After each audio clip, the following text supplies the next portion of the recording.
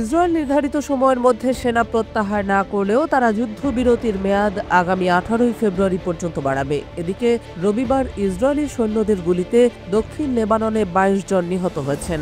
স্বাস্থ্য কর্মকর্তাদের বরাত দিয়ে লেবাননের বুর্জ আল মুলুক থেকে এএফপি জানায়, স্থানীয় মানুষজন নিজেদের গ্রামে ফিরে যেতে চাচ্ছিলেন এমন সময় এ সংঘর্ষ ঘটে। চুক্তি অনুযায়ী ইসরায়েলের সেনাদের ওই সময়ের মধ্যেই দক্ষিণ লেবানন ছেড়ে যাওয়ার কথা ছিল। লেবাননের সার্বভৌমত্ব এবং ভৌগোলিক অখণ্ডতা নিয়ে কোনো আপোষ করা হবে না বলে হুঁশিয়ারি দিয়েছেন লেবাননের প্রেসিডেন্ট জোসেফ আউন। প্রেসিডেন্ট আউন বলেন, লেবাননের সার্বভৌমত্ব এবং ভৌগোলিক অখণ্ডতা নিয়ে কোনো আপোষ করা হবে না এবং আমি এই ইস্যুটি আন্তর্জাতিক পর্যায়ে নিয়ে যাব যাতে লেবাননের জনগণের অধিকার নিশ্চিত হয়। সম্প্রতি দক্ষিণ লেবাননে 60 দিনের অস্ত্রবিরতির মেয়াদ শেষ হয়েছে। এরপরই সীমান্ত বরাবর নিজ শহর ও গ্রামে ফিরে আসা লোকজনের উপর গুলি চালায় বর্বর ইসরায়েলি বাহিনী। এতে অন্তত 22 জন নিহত এবং 83 জন আহত হন।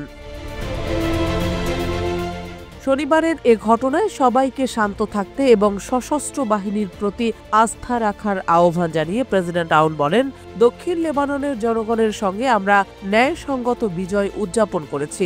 লেবাননের সেনাবাহিনী সবসময় আপনাদের পাশে রয়েছে এবং আপনাদের নিরাপত্তা রক্ষায় প্রতিশ্রুতিবদ্ধ। অন্যদিকে ইসরায়েলের এই শান্তি প্রক্রিয়া লঙ্ঘনের প্রতিক্রিয়া জানিয়ে লেবাননের সংসদ স্পিকার নাবিহ বেরি বলেছেন, আন্তর্জাতিক সম্প্রদায় এবং অস্ত্রবিরতির চুক্তি পর্যবেক্ষণকারী দেশগুলোকে অবশ্যই ইসরায়েলি বাহিনীকে লেবাননের ভূখণ্ড থেকে দ্রুত প্রত্যাহারের জন্য চাপ প্রয়োগ করতে হবে। এদিকে সীমান্তের কাছে লেবাননের নাগরিকদের নিরাপদে বাড়ি ফিরে যাওয়ার জন্য পরিস্থিতি এখনও উপযুক্ত নয় বলে উল্লেখ করেছেন জাতিসংঘের শীর্ষস্থানীয় দুই কর্মকর্তা। রবিবার এক যৌথ বিবৃতিতে লেবাননের জাতিসংঘের শীর্ষস্থানীয় কর্মকর্তা এবং দক্ষিণ লেবাননের জাতিসংঘ শান্তিরক্ষীদের প্রধান একথা বলেন। একই সঙ্গে লেবাননে অস্ত্রবিরতি চুক্তিতে নির্ধারিত সময়সীমাগুলো এখনও পূরণ হয়নি বলেও দাবি করেন তারা।